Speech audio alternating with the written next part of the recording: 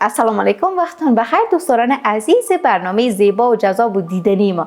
برنامه که رنگارنگ است و در هر لحظه خودش هیجان آفرین هست و این هیجانات ما مطمئن هستم که بر شما حتما انتقال میده.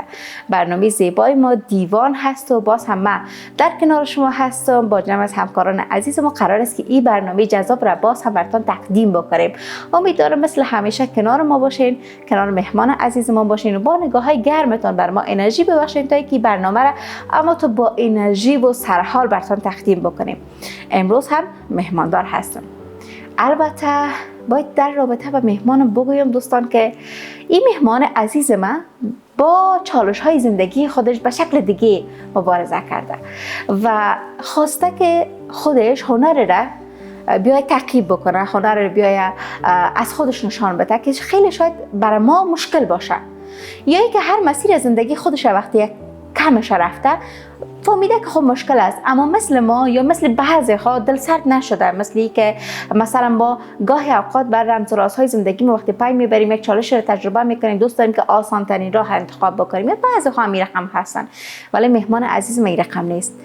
از چالش‌های زندگی خودش استقبال کرده، گرم گرفتهش و توانسته رو بر رنگ از زندگی خودش مبدل بسازه. البته یکی از هنرهایش امروز ما اما تو واضح در برنامه خود ما داریم و قرار است که روی موضوع هم صحبت داشته باشیم. یک تجربه شیرینی که در حال حاضر البته در دنیای آنلاین و دنیایی که خب ما خیلی وابسته به او شدیم خیلی پر رنگ شده. بعضی دختر خانم‌ها و خانم‌های عزیز رفتن به طرف ساختن گل‌های مصنوعی.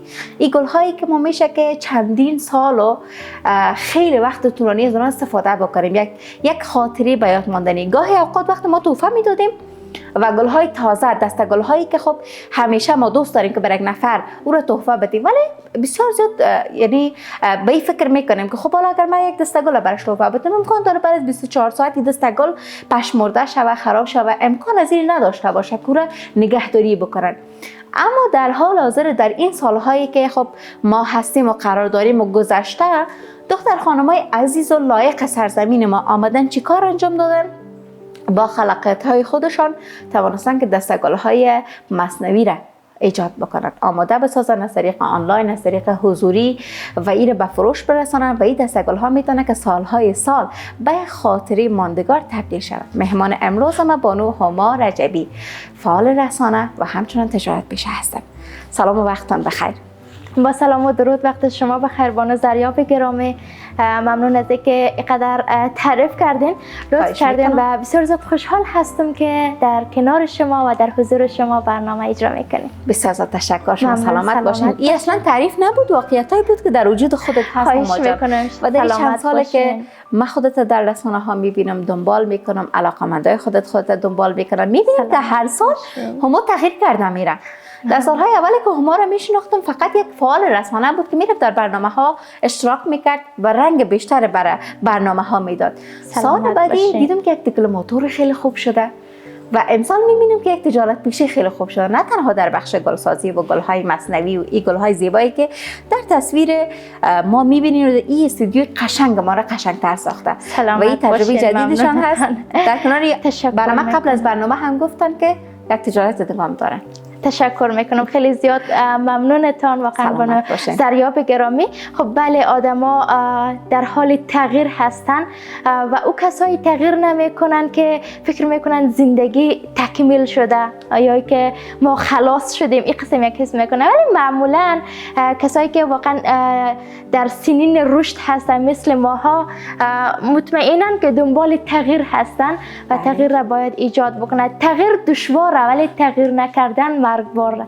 من فکر میکنم تغییر بکنیم بهترتر هستن و شما لطف کردین، کوچک نوازی کردین واقعتش و بسیار زیاد خوشحال هستم. و همچنان من با خودت آشنایی دارم، دوست دارم که در این برنامه باز هم خودت یک بار معرفی بکنی و یک بار یک سفر داشته باشیم به دور از تمام هیاهویای زندگی خودت که در دوران جوانی به طرف خودت آمده، خود تجربهش کردی، بریم هم دوران دوست داشتنی و شیرین کودکی. حتما، چرا که نه. سلامت باشین. خب در کل اگر ما بخوایم که به طور خلاصه خود ما بخوایم در مدت 1 دقیقه یا 2 دقیقه به معرفی بگیرم، اسم ما هما هست رجبی. تخلص میکنم از ولایت غزنی شریف می باشم، ولسوالی ناور که متولد سال 1385 می باشم. دوران ابتدایی مکتب خود را در ولایت خواندیم، ولی بنابر مشکلات تحصیلاتی که در اونجا هستن و یا خیلی دورترین نقطه از ناهور ما زندگی میکردیم، راهی کابل شدیم که دوران متوسطه را در اینجا تمام کردیم در یک از مکاتبای لیسه شهر کابل. ولی متاسفانه بنابر تحولاتی که آمدن دوران لیسه را به اتمام نرساندیم و فعلا هم در حضور شما هستیم. بسیار عالی. گفتیم که از غزنی هستیم. بله بله. کم در رابطه با غزنی بر ما بگوین، هرچند که ما تمام ولایت‌های افغانستان نظر به تصویری که نشان داده میشه شناختیم و میشناسیم، ولی ما که نرفتیم هیچ ولایت نمیفهمم که دقیقاً چی حال هوا داره، چی خاطرات این مردم برای خودش ایجاد کردن و دارن و در این خاطرات زندگی کردن.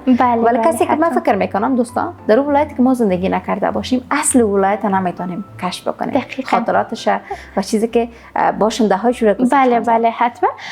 خب فرهنگ و عنعنات هر ولایت بلکه هر منطقه از منطقه دیگه متفاوت تر هستن. اگر ما بخوایم بیان بکنیم که غزنی چگونه ولایت هست، واقعیتش برای ما خیلی خاص تر است. یعنی کل افغانستان دوست دارم، ولی جایی که آزادگاه آدم است و ما تا حدود شاید 12 یا 13 سالگی را در اونجا بودیم، درس خواندیم، کلان شدیم. این برای ما خاص‌تر است. از قشنگی‌های غزنی بگویم یا که از اینکه مردمان بسیار آگاه دارن و البته همگی ما آگاه هستیم. خب ما می‌خوایم که در این قسمت بیان بکنم که مردم فرق میکنه هم در هر لحظه. بله اما قسم یک چیز هستن که همه ولسوالی‌های مثلا مالستان، ناهور، جاغوری اینا که هستن بیشترین علاقه جوانا خرد و بزرگ روی درس و تعلیم و پیشرفت هستن در این قسمت. و یکی از اصیل‌ترین فرهنگشون اینی هسته که باید ما یعنی آموزش را نسل به نسل انتقال بدیم و این بروزتر شود. فرض مثال اگر وقتا در مدرسه درس می‌خواندن فقط چیزای کتابای دینی بودن، پدر و مادرای ما فعلا آمدن خب عصری کردن، اینا را تلاش کردن که در پهلوی کتاب‌های دینی از عصر تکنولوژی، از درس‌های بروز دنیا استفاده بکنن. و فرهنگ و عنعناتی که دارن در خب کاملا فرق میشه. فرض مثال در سال نو و که در عیدها کاملا متفاوت هستن، آدمای متفاوت هستن، از هر قوم هستن. البته این بسیار قشنگیشان را چندان میکنه، یعنی چندین ملتی و چندین فرهنگه میشه و بسیار قشنگ نشان میده. تا جایی که من در جریان هستم و در مورد غزنی میدونم، غزنی یک زمان حالا هم هست ولی یک زمانی عروس شهرها در افغانستان نامیده میشد. یعنی جای مقبول خیلی قشنگ بود. مینارایی که دارن خیلی خوبش هست و اینا دقیقاً یکی از خاصیات هستن و ویژگی های ولایت غزنی هستن. بسیار خوب. گفتین که مکمل 12 سال شما در اونجا تحصیل کردین. از این 12 سال بین کم صحبت داشته باشین، چگونه شاگرد بودین، شاگرد شوق، شاگرد آرام، و اینکه این 12 سال چگونه گذشت، کدام خاطرات تا هنوز در ذهن خودتان دارین؟ خب اگر ما بخوایم بیان بکنیم زندگی کلگیش که هر روز میگذره یک خاطره هست و خاطرات دوران کودکی من فکر میکنم به یاد ماندنی تر هستن. یعنی کارهایی را که انجام میتین و دقیقاً روزهایی را که میگذرانین یا سخت باشه یا خب به هر بعدی از زندگی باشیم سختی های خود دارن. حالا در اونجا خب دقیقاً خیلی کارهایی رو ما انجام میدادیم. از نگاهی که ما خب در دهات زندگی میکردیم، در ولسوالی هم از نگاه کارهای شاقه ما انجام میدادیم. در اونجا هم میتونیم زمین داشتین؟ ما زمینداری میکردیم، مالداری داشتیم. اینا بودن دیگه در کل. به خاطر زمانی که درسای ما زیاد شد پدرم به این تصمیم گرفتن خب دخترام کلا، یعنی ما خرد خانه بودیم، ما از صنف 7 شدم حرکت کردن دیگرها بیادرای اینا باز درسایشان بسیار زیاد شده بود. آمده بود در کابل در اینجا اتاق داشتن و در اونجا فکر میکنم خودیم اگر حالا تعریف نشه شاگرد خوبی بودم، یعنی در رده اول و دوم بودم. اگر در امتحان نیم سال اول می شدم حتما رقیبم در آخر سال می گرفت نمره را از پیشم. که اگر ما در اگر در چه بود در نصف سال ما دوم می شدم، کوشش نهایت ما به خرج می دادم. در هر جایی که بودم در امتحانات کتاب را در دست می گرفتم که ما باید اول شوم. خب مکتب جدا از این که تو بخوای یک چیز را یاد بگیری، یعنی داشتن رقابت سالم، من فکر میکنم بسیار به نفع شاگردا هست. خیلی خوب میتونن درس ها را یاد بگیرن و بخوانن، درس بخوانن. جدا از اینکه تو یک چیز را یاد میگیری، یک رقابت سالم بین شاگردا هست که تو را بیدارتر میسازه و دقیقاً خوب بود دیگه. شوخ هم زیاد نبودم. اما خود فکر میکنم جذابیت مکتب و امو سنین خود و امو شوخیایش است. خود شوخ نبود، من بسیار شوخ بودم. مطمئن هستم که معلومه که او وقت تایم داشتن سر ما حتما میفهمند دیگه. باز میگن که مریم جان بسیار دیگه از دست خود دیگه ما کم بود که مکتب رها کنیم. بله تا حد که پیش نرفته بودی. اما نه خیر، شاید خوب است، خدا را شکر. من نمیدونم چرا تا این برنامه قدر زود سپری میشه. اینقدر صحبت های ما و هما جان شیرین هست و در حال حاضر هم میان برنامه می داشته باشیم و دوباره برمیگردیم در رابطه با تجارت و این گل زیبایی که مهمان برنامه ما شده با خود هما جان صحبت می داشته باشیم. البته مهمان بدون زبان اما دیگه ظاهرش خیلی قشنگ است. دوستان میان برنامه.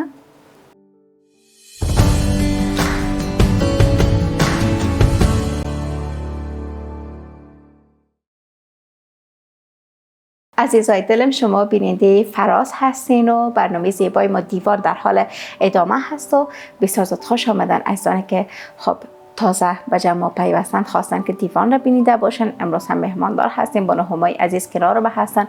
شغل‌هایشان متفاوت هست. در رابطه با دوران کودکیشان صحبت کردیم.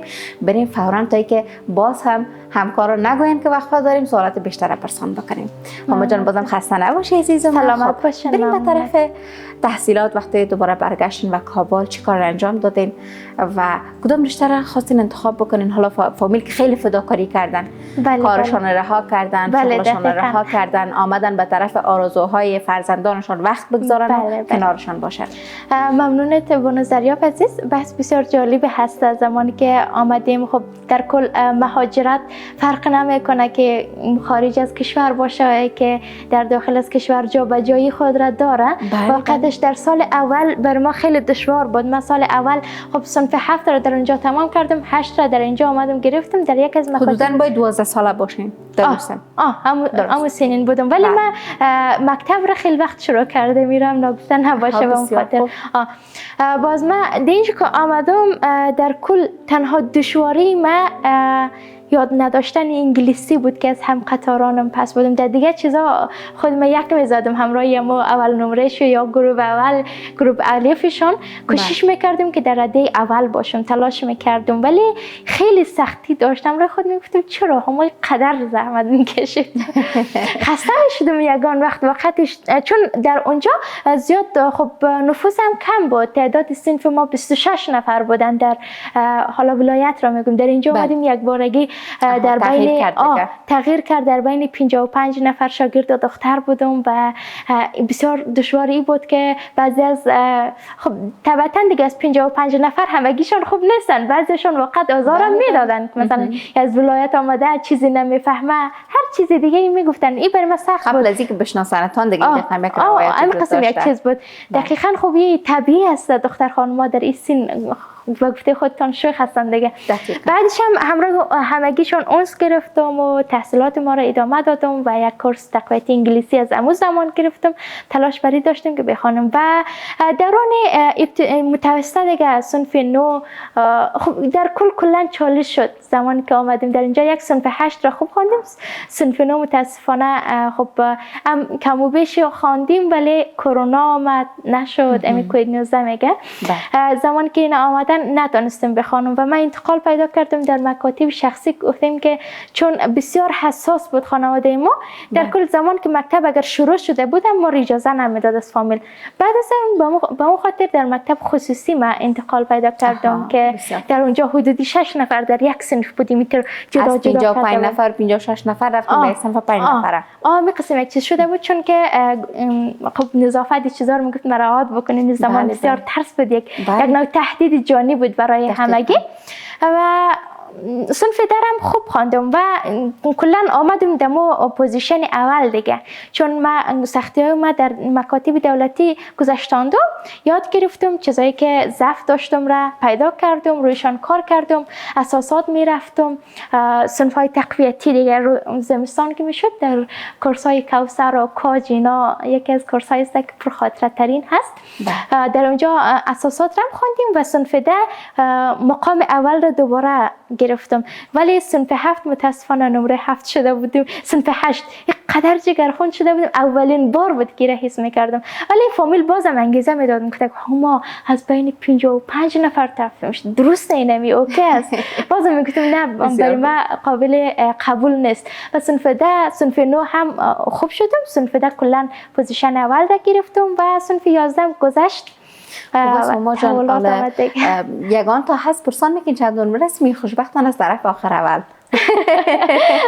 بله واقعیتش فرق نمیکنه. بله از طرف اول هستن دیگه کونا سلامت باشه. بله دیگه. نه در کل مهارت زندگی، کسی که زندگی خود را پیدا بکنه فرق نمیکنه دوران مکتب چی پوزیشن داشته. واقعیتش ما کسایی رو میشناسم که شاید درست خط را خوانده نمیتونست تا دوران متوسطه، ولی فعلا بهترین شغل خود را، بهترین جایگاه خود را پیدا کرده. مکتب زیاد نمرش مهم نبوده. حالا بعضی خیلی شوخی کردن دوران مکتب ریج خوب سپری نکردن، بعد از او اوکی شدن. بله دقیقاً. هر کس نظر با تجربه خودش 100% هم قسم یک چیز. رفتین به طرف تحصیلات عالی؟ نه متاسفانه صنف 11 متوقف شدیم دیگه. کدام رشته را دوست دارین که ادامه بدین؟ ما خودم زیاد تا حال را نگفتیم، مستقیما بیان نکردیم. دیوان دیگم و صحبت های ناگفته هست از طرف مهمانا. ممنونتان، سلامت باشین. خب در کل زمانی که فعلا شما اگر متوجه شده باشین از زمانی که تحصیلات ما متوقف شدن، ما کوشش کردم که راههای فرعی را برای رسیدن به امور رشته هدف انتخاب بکنم که همون رسانه بوده. حالا یک بخشش ما ژورنالیسم زیاد دوست داشتم، بخواستم روی استودیو باشم و خبر بگویم. این برای من خیلی جذاب بود و کوشش کردم. بله دقیقاً اگر من درس نخواندم تجربهش را کردم بعد از اینکه متوقف شدم، چون من زیاد دوست داشتم دی قسمت باشم و حقوق را زیاد دوست داشتم. خیلی عالی. انشالله که یک روز شما بتونید تحصیلات عالیتان هم تمام بکنین و به بخشی که دوست دارین برسین انشالله.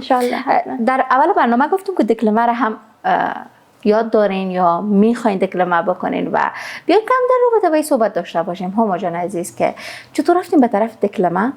بسیاری از صدای خودشان و شنیده شدن صدای خودشان هراس دارن. بله بله دقیقاً. ولی خودت دیپلم میخوای بکنی و دیپلم کردن جنجال خودش داره. بله بله. کم در رابطه با این معلومات که باز بریم به طرف سوالات. حتما ان شاء الله، چرا که نه. من کوتاه میخوایم بیان بکنم.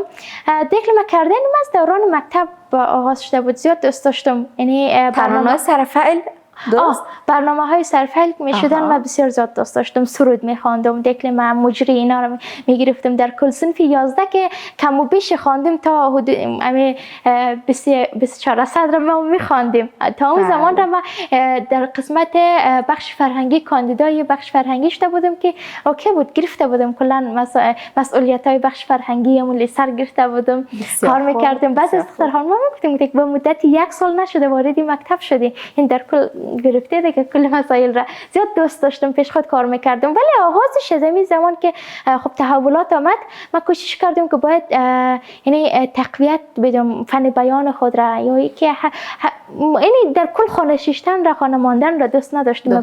یک راهی بدیل پیدا شود که من باید از خانه بزنم برم یاد بگیرم که خوشبختانه کورس را که پیدا کردیم، کورس تقویتی 45 روز در اونجا تمرینی رفتم یاد گرفتم و بعد از اون در خانه تلاش میکردیم کوشش میکردیم. تمرین خودتون می‌داشتید؟ تمرین خودم میکردم. یگان وقت تا ساعت 2 بجه شب رم بیدار بودم.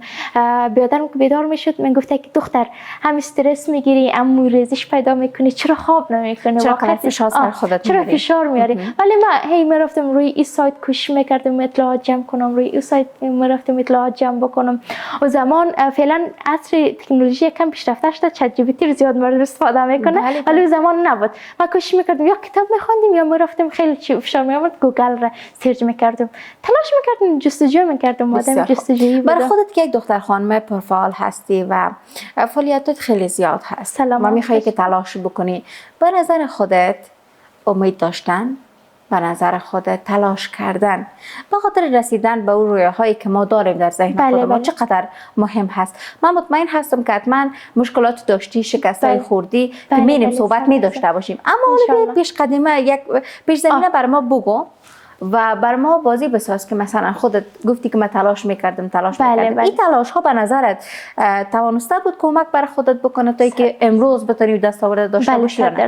بعضیا فرصت یا شرایط را بهانه میگیرن، بعضیا شانس را بهانه میگیرن، ولی من فکر میکنم نه، فیصدی بیشتر و بیشتر موفقیت ها را تلاش و تلاش کردن چی میکنه به دست میاره.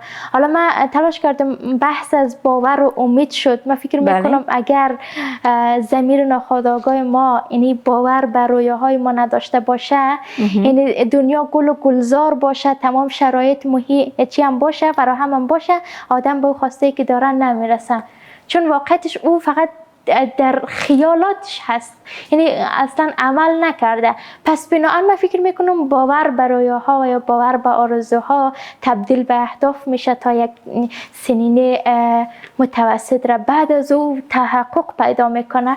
و امید داشتن اساسی ترین بخشی از موفقیتیه که کسی اگر بخواد کسب بکنه و این هست نظریه من. البته همایی که ما میشناسیم که همیشه هم تو سرحال است، پر از انرژی است و لبش همیشه خنده بر لب داره و خنده دار هست و همیشه صحبت های خودش، شوخی های خودش توانسته خوشی را برای دیگران هدیه بدن. در گوشه های تنهایی خودش هم خوشحال و با انرژی هست، یعنی یک دختر خاموش، آرام و خب فرق میکنه.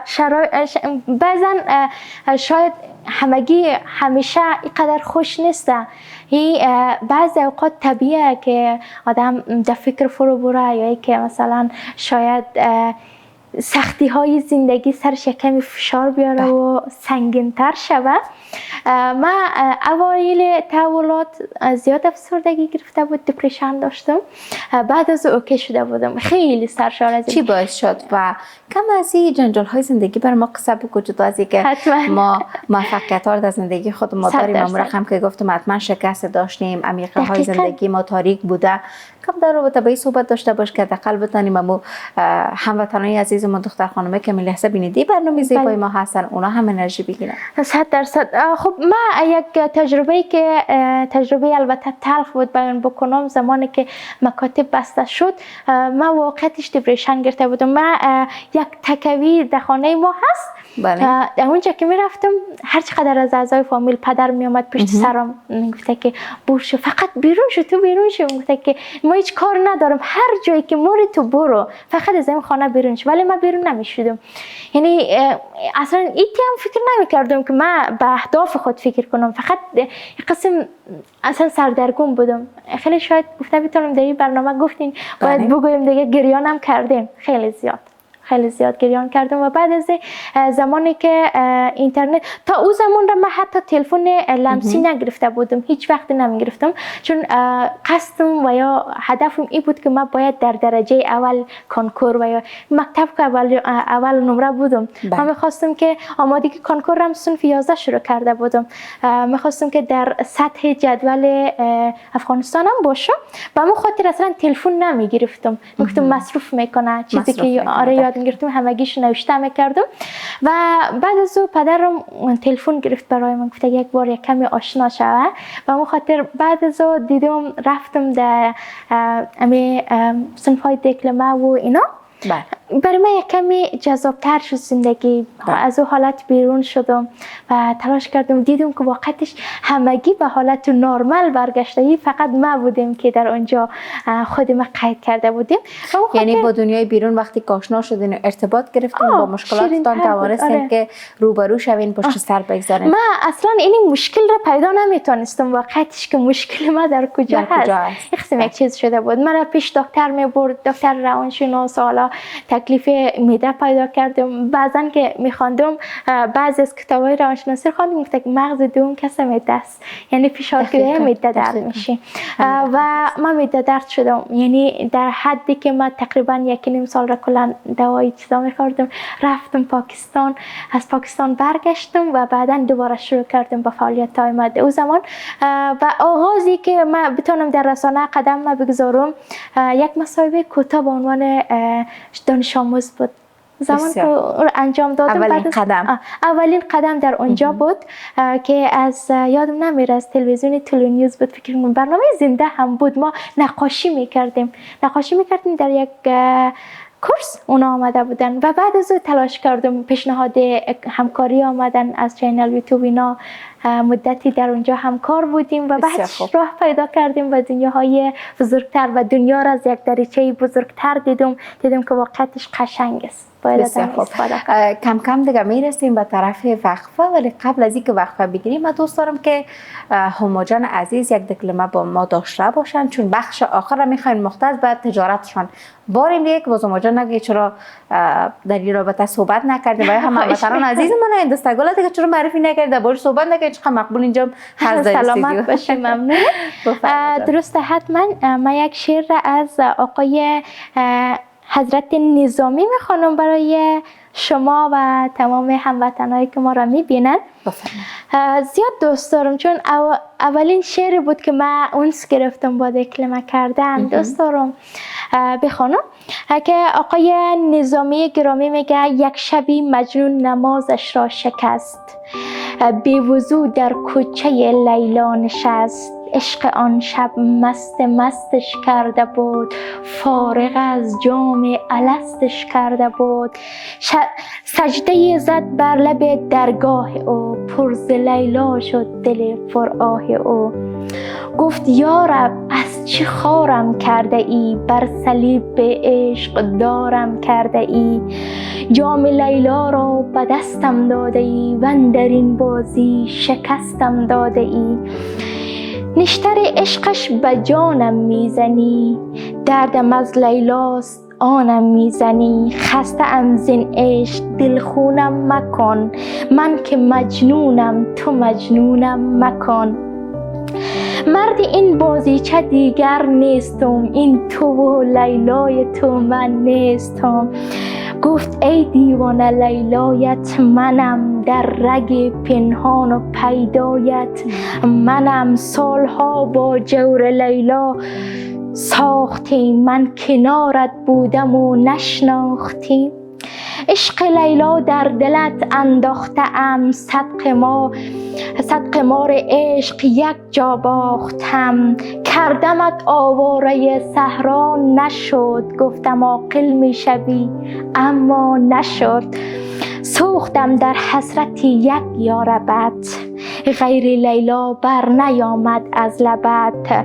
روز و شب او را صدا کردی ولی، دیدم امشب با منی گفتم بله.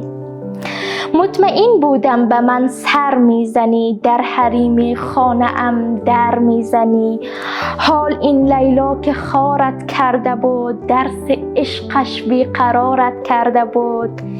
مرد راهم باش تا شاهد کنم، صد چو لیلا کشته در راحت کنم. صد چو لیلا کشته در راحت کنم. به به، چه زیبا.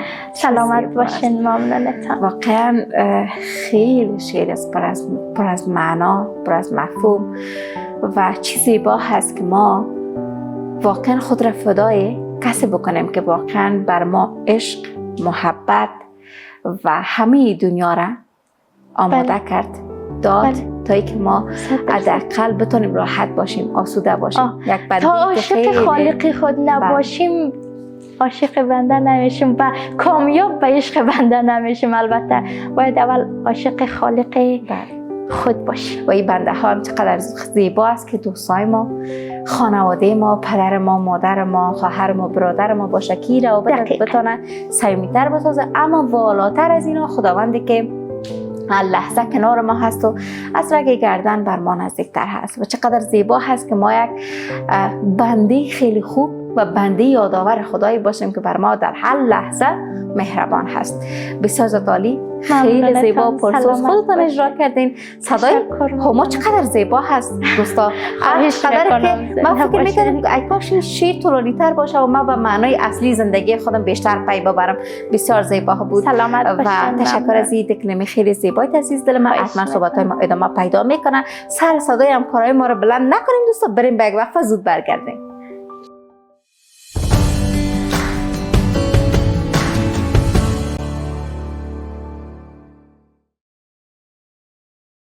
هموطنان گل و نازنین من، امیدوارم تک تک از لحظات زندگی شما همانند این دستگل مقبول، زیبا، پر از عطر خوشایند و پر از لحظات شاد باشه.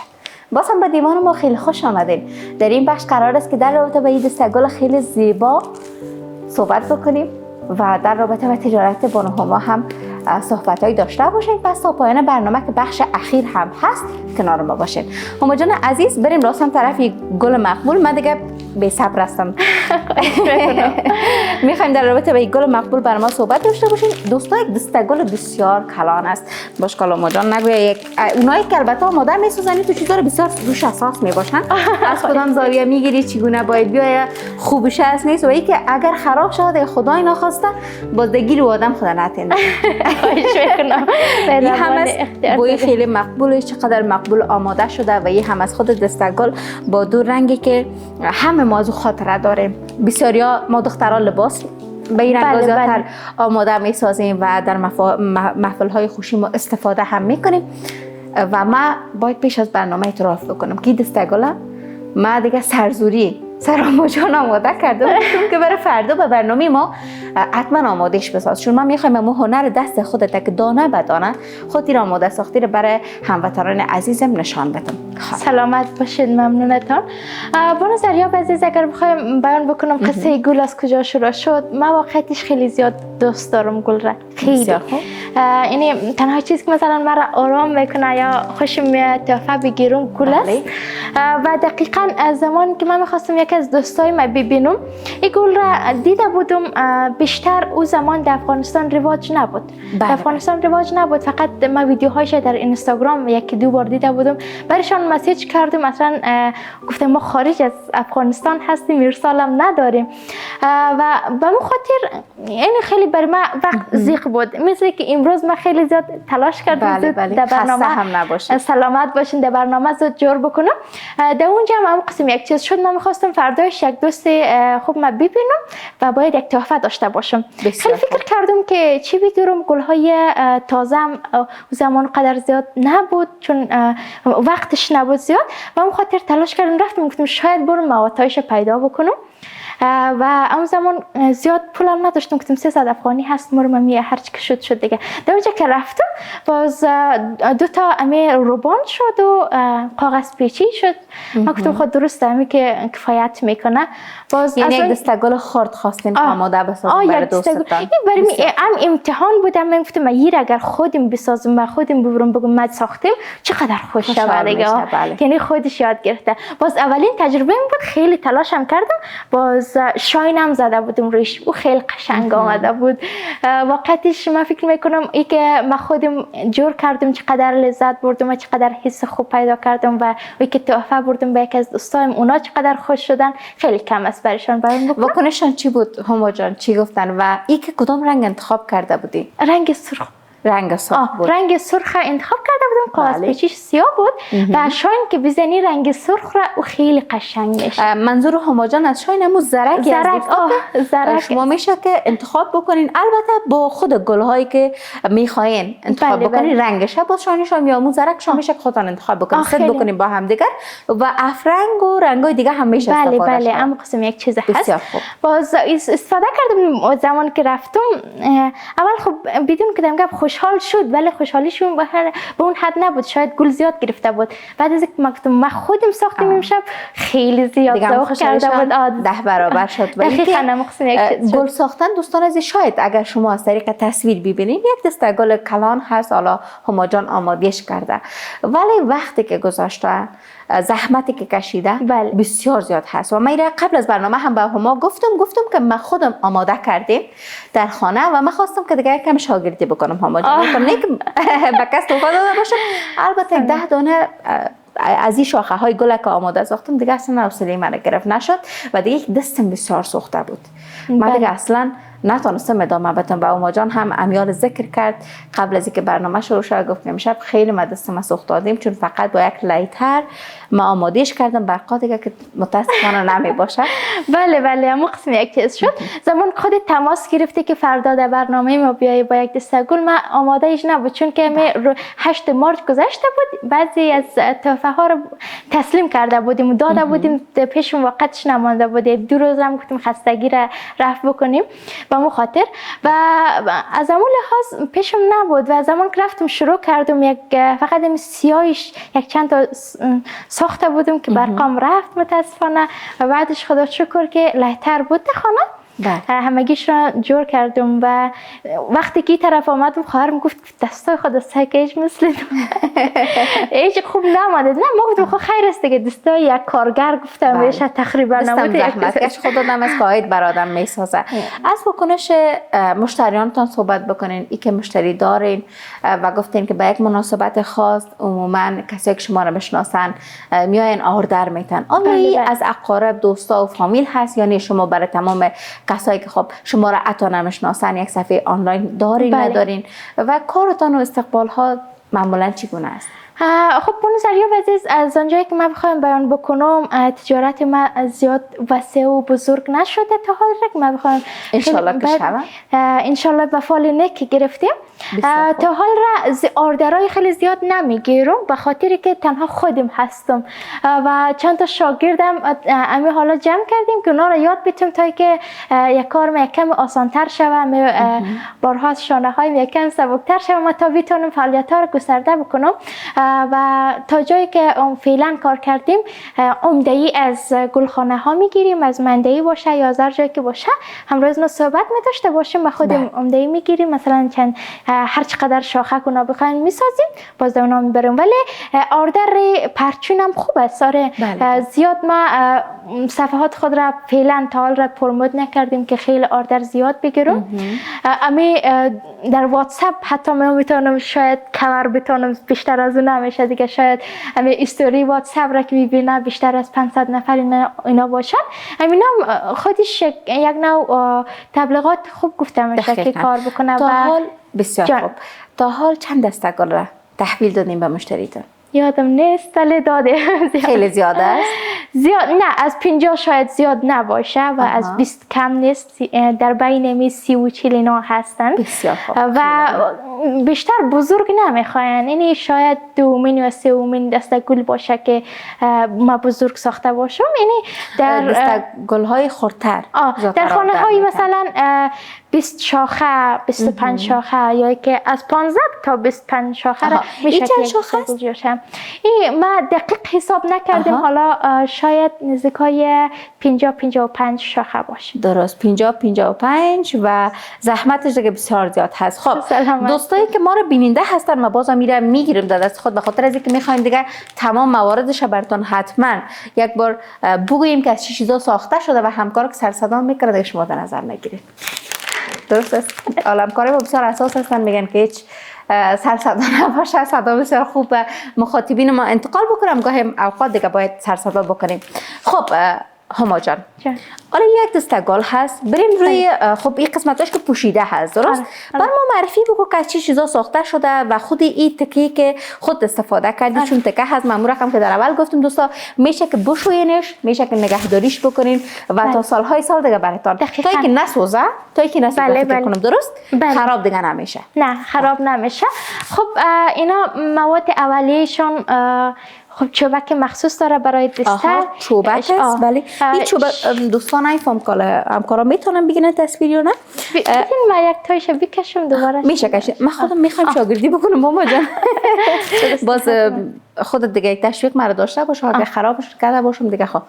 خب ایره اول نشان بدین دوستا ببینین یک چوبک هستی. چوبک چه رقم از چی چوبک از خودتون میخری مخصوص گل هست یا یک نه؟ بله بله مخصوص گل هست. ما زمان که در عمده فروشی گل میریم بله اینا از اینا هستن. مثلا نظر به سانتش هست، 25 سانت هست، 30 سانت هست، 50 سانت هستن. بله هر چقدر شما خودتون بلندی خود گلتون میخواین باز بله دقیقاً مقسم هست.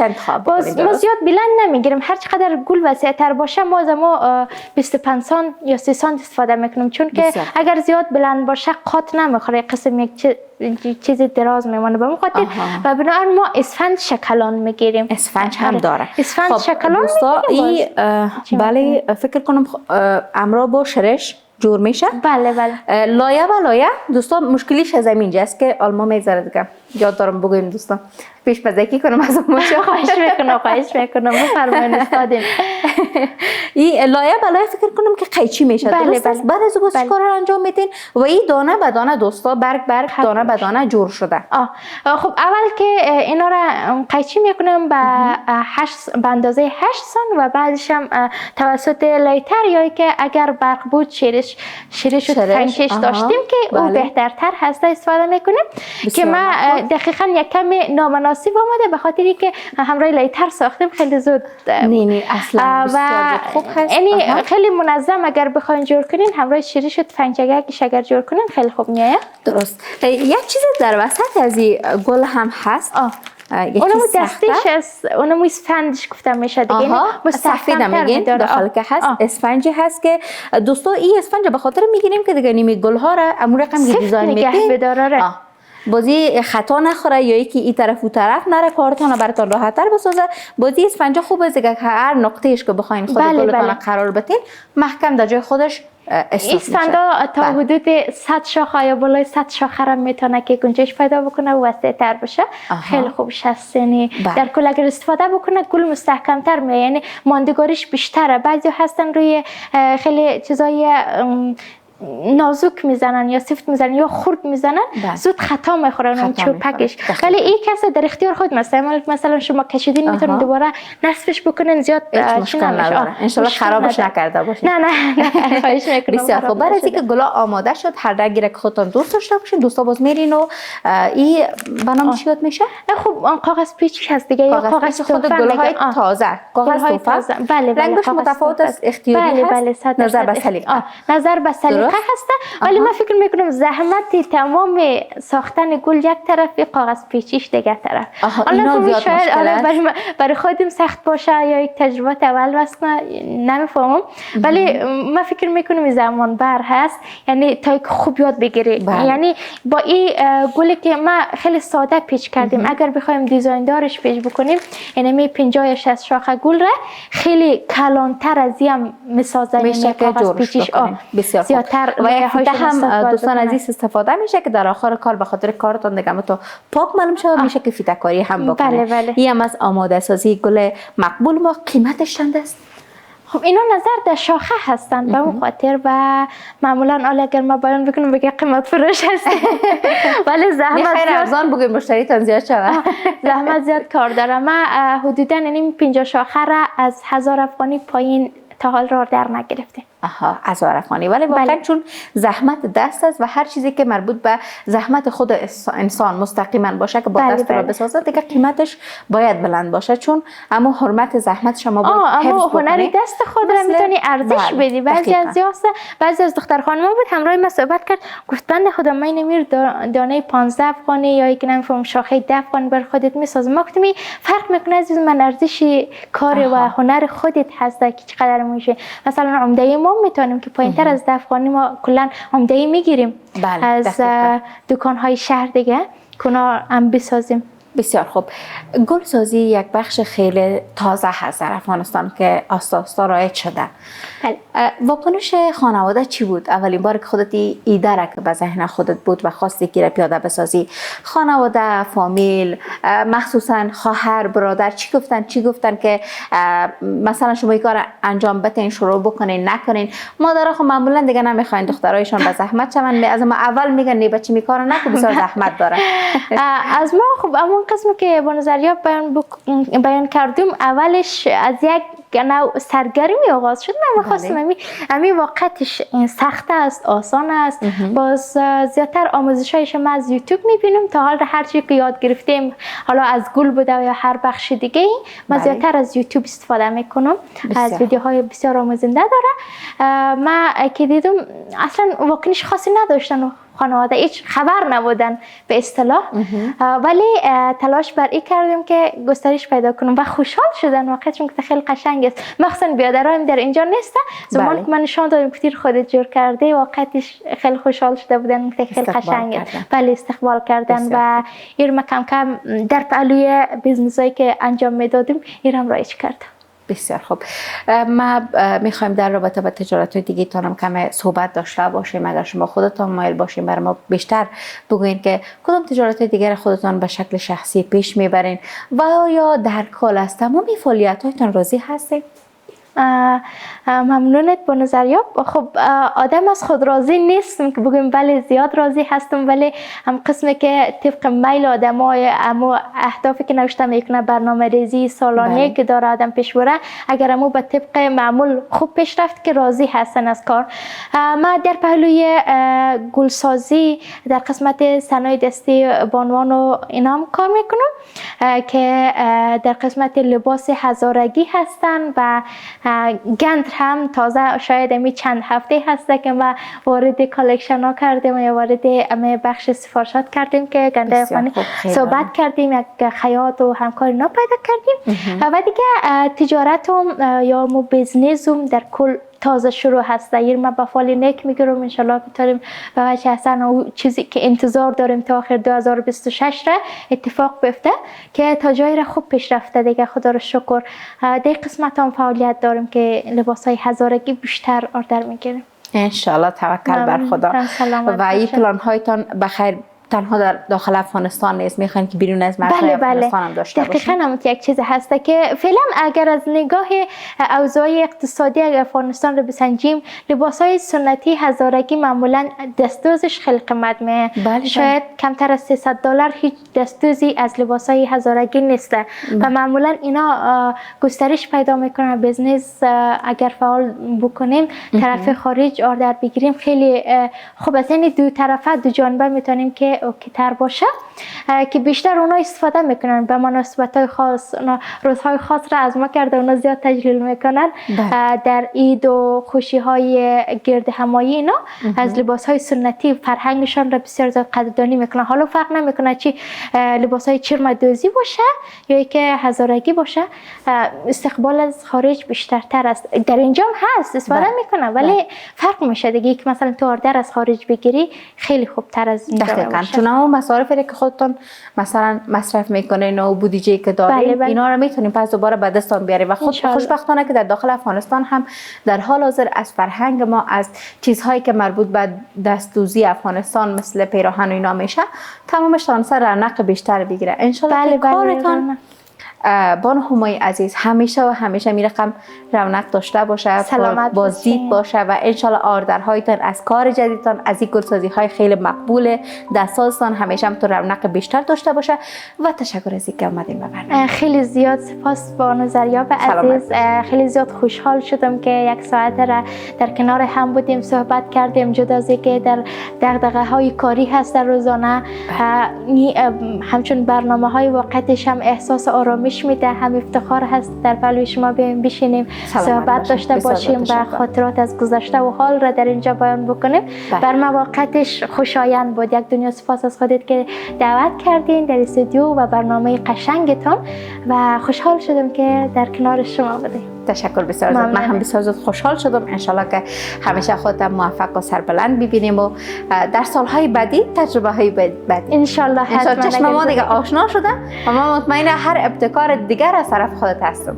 خواهش میکنم حتما انشالله، چرا که نه. سلامت باشین. وعده میدیم انشالله. من باور دارم سرتان. سلامت بخیر باشین. تشکر میکنم از شما هم دوستان عزیز و نازنینم. این هم یکی از برنامه‌های دیگر ما در این دریچه زیبا و امیدوارم همیشه کنار ما باشین و ما را همراهی بکنین و همونطور که همیشه میگم نه تنها برنامه‌های همکارای عزیز ما را هم بیننده باشین، چون واقعا ما تیمی که هستیم اینجا زحمت میکشیم تا اینکه برنامه‌هایی رو بسازیم که مورد قبول شما باشه و شما هم میتونید نظرتون حتما همراه ما شریک بسازین. در عین حال از برنامه‌های گذشته ما هم میتونید که دیدن بکنین و آستا هم رسیدیم به آخرین لحظات برنامه و ناگزیر که خداحافظی بکنیم. انشالله که لحظات شاد و بی‌یادماندنی داشته باشین دوستان عزیز. خاطره های قشنگ براتون آرزو میکنم و اینکه تا برنامه‌های بعدی، تا دیوان جدید و مهمان نازنینی که با یک سوژه جدید میان و مهمان برنامه میشن، رازها، نیازها و همچنان تمام خاطره و تجرباتشون با شما شریک میسازن. شما رو به خداوند یک امانت میگذارم. وقتتون خوش. الله نگهدار.